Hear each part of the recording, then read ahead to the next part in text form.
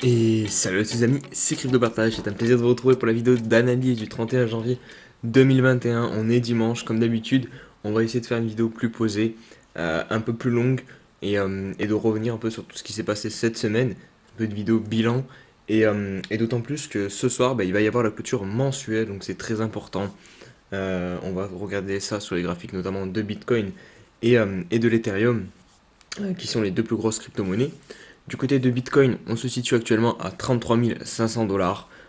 Donc on a redescendu suite au pump dû au tweet d'Elon Musk.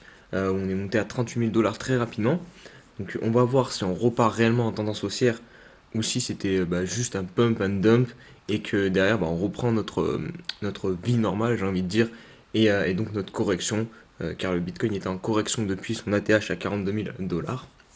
Du côté des altcoins, on peut noter la performance de XRP. On va en parler dans la deuxième partie de vidéo, donc 0,45. Uni aussi 19 dollars. On a le Dogecoin, lui c'était une certitude, c'était un pump and dump. Il est de retour à 0,002 après être monté à 0,8. XLM aussi qui est dans le vert, DOT, Link, AAV. Et aussi, on a une grosse news aussi sur une crypto-monnaie qui fait beaucoup parler d'elle en ce moment, donc je vais vous la partager dans quelques instants. Et juste avant, n'hésitez pas à vous abonner, on est bientôt 1000, il reste même pas une trentaine d'abonnés. Donc voilà, et à lâcher votre pouce bleu. On part tout de suite pour les news.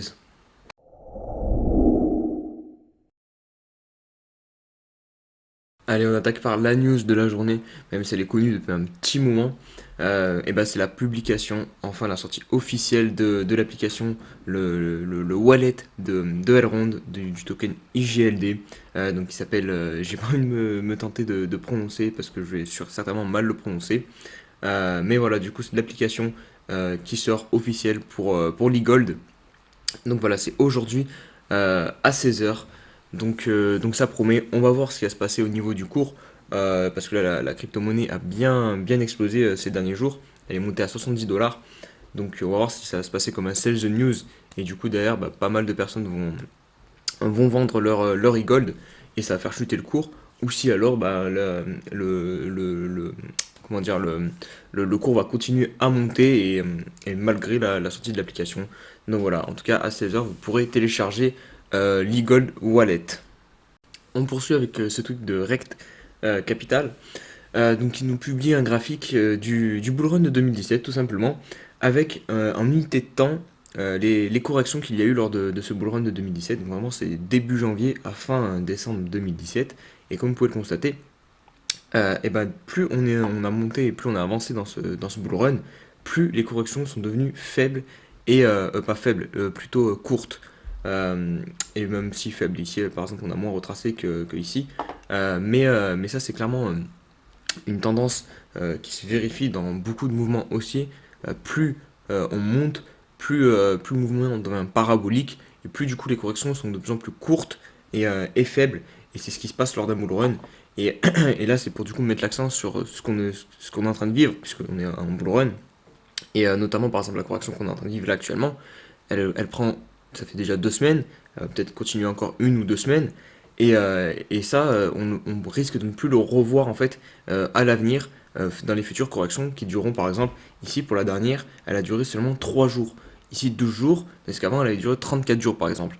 Donc vraiment, Rect Capital, il met l'accent sur le fait que là, on a une opportunité en or de pouvoir se placer un peu tranquillement, puisqu'on a le temps, la correction est longue, mais plus tard, les corrections sont hyper rapides et on n'aura pas le temps comme on a actuellement en fait.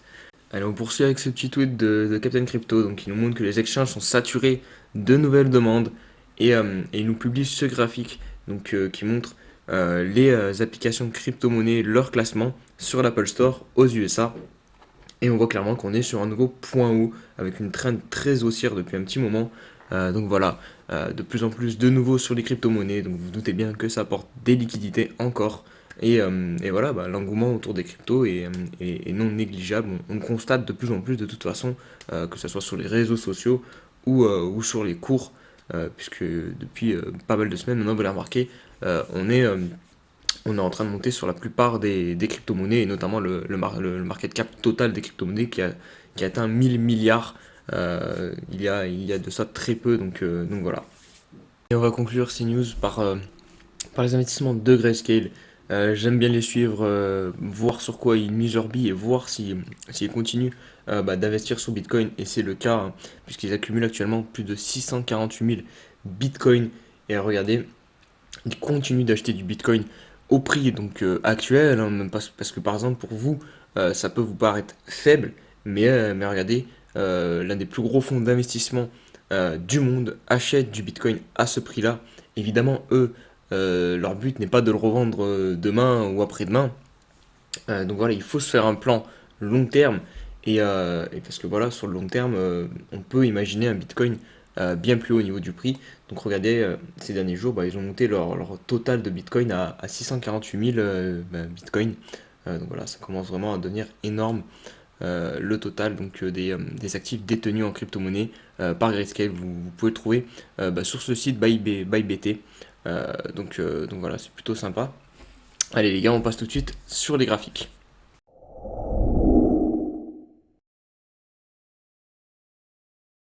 Allez, on débute cette analyse du Bitcoin, donc comme promis par l'analyse en mensuel, donc une bougie égale un mois. Donc on voit que là on est en train d'imprimer notre quatrième bougie verte d'affilée sur Bitcoin depuis la cassure de la THIC qui nous a fait du coup partir comme une fusée derrière. Euh, Après, moi je suis un peu déçu, enfin déçu. Je m'attendais qu'on clôture janvier en dessous des 28 000, 29 000 dollars pour qu'on ait une petite bougie rouge. Parce que si vous prenez par exemple le bull run de 2017, on voit qu'on a quand même eu 3 mois rouges. Et c'est essentiel d'avoir des corrections dans un bull run.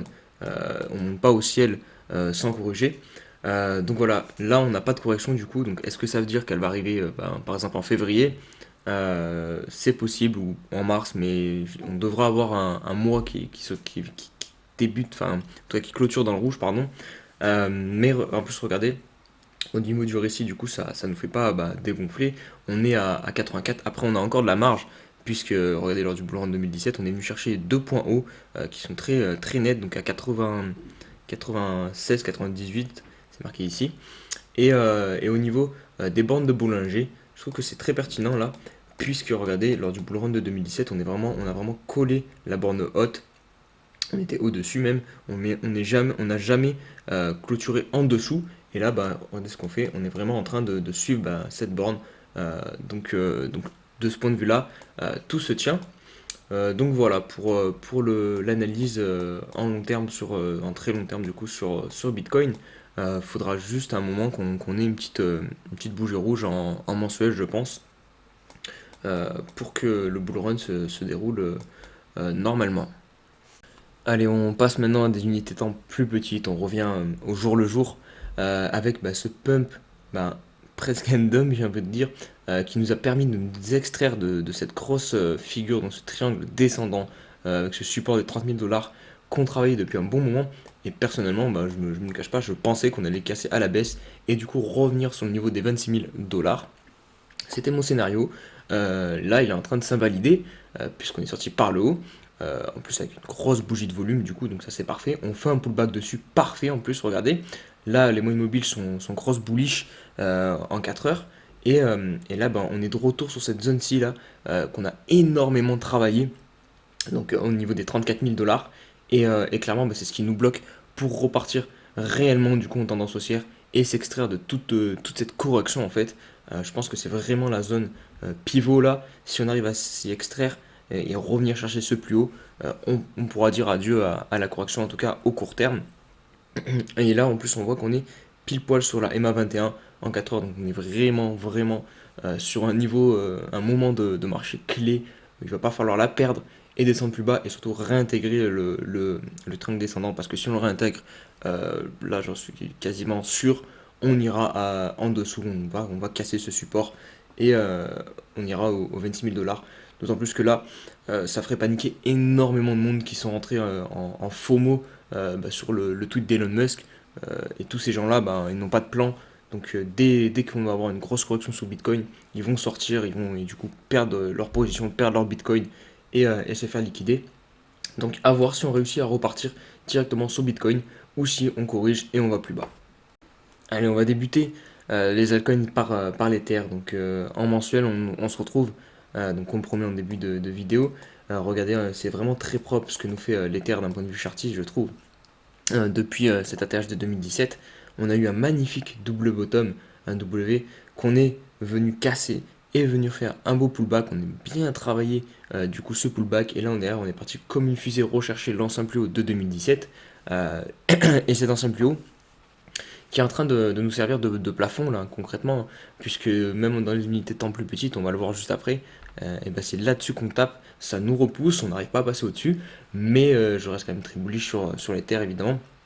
On va quand même faire la clôture mensuelle la plus haute jamais réalisée de l'histoire de l'Ethereum, puisque c'était celle-ci avant, donc qui était à 1100 $. Là, on est quasiment à 1340. Mis à part un crack d'ici ce soir, on devrait du coup clôturer à ces niveaux-là à peu près. Mais après, on va pas clôturer du coup au-dessus de la mèche de la TH de 2017. Donc voilà, c'est clairement le dernier plafond qui nous maintient. Et bah, ça va être à surveiller parce que dès qu'on va le casser, on peut évidemment s'attendre à, et c'est personnellement mon scénario, à une course folle derrière, puisque plus on travaille une résistance dessous, plus on accumule de la force, et lorsque ça pète, et bah, ça peut être très fort. Allez, on poursuit en 4 heures sur l'Ether. Donc pour voir, ben, regardez ce plafond qu'on n'arrive pas à casser actuellement, donc de l'ancien ATH. On a travaillé une fois ici d'ailleurs, on s'est fait repousser. Une deuxième fois ici, même plusieurs fois on l'a travaillé, on voit, en unité de temps 4 heures. Il nous a encore repoussé et là on est revenu le chercher. Il nous repousse, mais on peut constater qu'on a cette trend là qui est en train de nous amener, de nous reconduire et ben, en direction du, de cette résistance là, qui nous repousse pour le moment. Mais on voit qu'on ne se fait pas beaucoup repousser en plus quand on touche le plafond, puisque on a ce support-ci et on est clairement en train de ranger dedans, de consolider, de prendre de la force. Et là, bah, comme je vous le dis, on a cette trend qui nous ramène vers le plafond.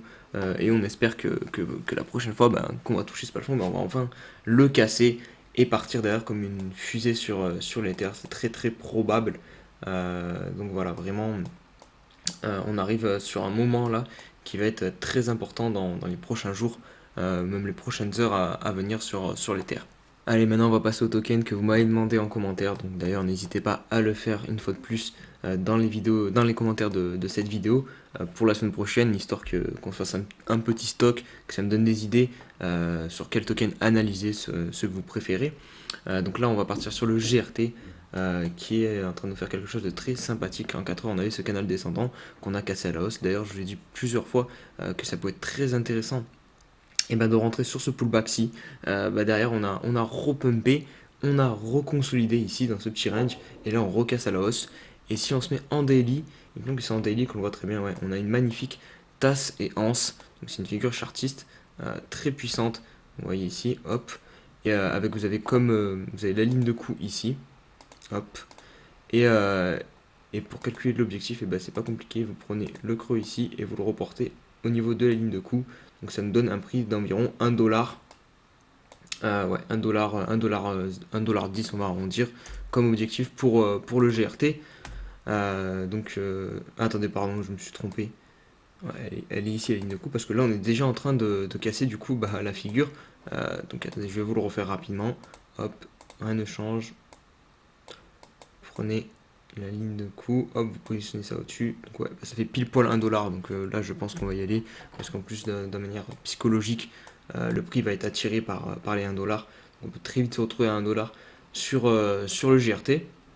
Donc voilà, cette figure chartiste qui est très, très pertinente. Donc pour les débutants en trading, voilà, je vous partage ce genre d'informations. J'espère que ça peut vous aider. Et n'hésitez pas à me dire en commentaire si vous me posez des questions, si vous n'avez pas bien compris ce que je viens de faire. On poursuit avec le ZRX, que je trouve aussi très intéressant d'un point de vue chartiste, puisqu'on a eu d'énormes zones d'accumulation et de range qu'on peut constater ici, dans le rectangle. Ça, c'était un peu avant. Ensuite, on s'en est extirpé avec une énorme bougie de volume, et on est venu retravailler le haut pendant un long moment avant de nouveau s'en extirper et de pump et de venir atteindre les 1 dollar. D'ailleurs, on a totalement corrigé cette impulsion. On est revenu au point de départ. rentrer dans le range, donc là c'est un pump and dump, un peu, on peut le dire. Et derrière, eh ben, on a reconsolidé pendant un long moment. Et là, on voit qu'on s'extirpe de nouveau de ces ranges. Donc là, on a celui en jaune et celui en rouge où on a son méché dessus, pile poil. Regardez, ici, ici, ici. Sauf que là, on s'extirpe et on a surtout une construction bien plus intéressante. On fait des vagues, on monte, on corrige un petit peu, on vient s'appuyer sur les anciennes résistances. Pareil ici, hop. Donc je pense que ce coup-ci, le mouvement est bien mieux construit que celui-ci. On est monté un peu de façon parabolique. Là, on monte un peu plus en prenant notre temps et c'est mieux. Et ça devrait nous amener déjà à un minima à 1 dollar. Et par la suite, casser les 1 dollar sans trop de problème et monter plus haut pour le ZRX. Après, si vous voulez vous positionner dessus, clairement, bah là, tous les pullbacks qu'on a eu, bah, soit sur cette ancienne résistance ou celle-ci, ou même ici, bah, c'était intéressant de se positionner sur ce token. Allez, on poursuit avec Rose, qui n'a pas beaucoup d'historique, mais le peu qu'il a, bah, c'est un peu comme GRT. Là, c'est très intéressant ce qu'il est en train de nous faire, puisqu'on peut voir qu'on a une belle zone ici de range, qu'on a cassé à la hausse. Et là, on est clairement en train de travailler un pullback. Donc, il va falloir se méfier de ne pas, évidemment, réintégrer le range. Mais, en tout cas, d'un point de vue chartiste, c'est intéressant de se positionner ici, je pense. Encore une fois, ce n'est que mon avis, ce n'est pas un conseil d'investissement. Enfin, ouais, je pense qu'ici, ça peut être intéressant de positionner, puisque derrière, on peut, du coup, venir s'appuyer sur cette ancienne résistance, qui ferait office de support maintenant. Et derrière, bah, on peut partir en price discovery sur Rose, et ça, c'est très intéressant. Donc voilà, pourquoi ne pas se positionner ici, au niveau des 0,56 dollars. Allez, on poursuit avec Elrond. Je sais que vous l'aimez bien celui-ci. Donc on va le faire très rapidement puisque je le fais quand même assez souvent. Et du coup, il n'y a pas grand-chose qui a changé. On est quand même venu refaire un nouvel ATH à 74 dollars. D'ailleurs, on s'est fait enfoncer très fortement. On est revenu en fait rechercher l'ancien plus haut, tout simplement. Donc voilà, ça nous a repoussé. Et maintenant, bah, on peut voir le début d'une tendance baissière en H4. À voir si elle se confirme, hein. Est-ce qu'on va réussir à consolider et repartir un peu comme on a fait ici, ici, ici. Mais là, le mouvement est devenu de plus en plus parabolique. En plus, il y a la sortie de l'application aujourd'hui. Donc on peut très bien voir un sell the news comme on dit. Du coup, je me méfierais beaucoup sur Elrond. Je suis vraiment pas sûr qu'on reparte tout de suite chercher des nouveaux plus hauts. On peut clairement, je pense, voir le début d'une correction à H4, donc quelque chose comme ça, qui pourrait nous ramener, si on se met en daily, qu'on met un petit Fibo. Toujours avoir un Fibo les amis, hein. C'est très important. Déjà à minima au 0,23, donc les 58 dollars. Et pourquoi pas ne pas, en plus on a une petite bougie rouge ici, on a dû un peu plus travailler cette zone, donc les 0,38, donc en plus ça correspond aux 50 dollars. Donc clairement, pourquoi ne pas tenter un retour à 50 dollars pour la ronde avant de repartir en tendance haussière. Donc voilà là, si vous voulez rentrer sur du long terme, je pense qu'il faut à minima attendre les 50 dollars ou alors faire un petit DCA. C'est à vous de voir selon votre gestion du risque. Allez, on va terminer cette vidéo par Omisego, donc le token OMG. Attendez, je vais vous enlever les moyennes, ça, on y verra un peu plus clair. Donc c'est sympathique hein, ce qu'il nous fait ce token-ci. Déjà en 2017, il avait bien pump hein, pour atteindre les 30 dollars. D'ailleurs, il a corrigé comme la plupart des tokens. Et il a eu cette fameuse phase d'accumulation de range qu'on retrouve bah, sur la quasi-totalité des tokens qui ne sont pas morts du bull run de 2017. Et là, on voit qu'il a réussi à s'en extirper bah, lors de l'alt season en été 2020. Et là, eh ben, c'est très intéressant puisque il s'appuie parfaitement sur le support. On le travaille beaucoup d'ailleurs, on range. Et voilà, si vous croyez au projet, bah, c'est clairement une zone où vous pouvez rentrer dedans, je pense. Encore une fois, c'est pas un conseil d'investissement, mais moi, personnellement, bah, je préfère qu'on rentre ici ou dans des belles zones comme ici d'accumulation. Plutôt que de rentrer par exemple sur cette mèche en FOMO. Donc là je pense que ça peut être intéressant de se positionner sur OMG, surtout que bah, on peut, euh, on peut imaginer qu'avec le bull run, ils reviennent chercher ses anciens plus hauts, donc il y a de beaux profits à faire sur ce token. Après, il faut se méfier que ça ne soit pas un token mort. Je ne connais pas le fondamental derrière. Ça, c'est à vous de faire vos propres recherches. Moi, je partage uniquement mes analyses techniques là actuellement. Donc voilà. J'espère que cette vidéo vous a plu, les amis. Si c'est le cas, n'hésitez pas à la liker, à commenter et à vous abonner pour les nouveaux. Prenez soin de vous. Quant à nous, bah, on se dit à demain pour une nouvelle vidéo, une nouvelle semaine. Et je vous souhaite à tous un bon dimanche. Allez, ciao, ciao.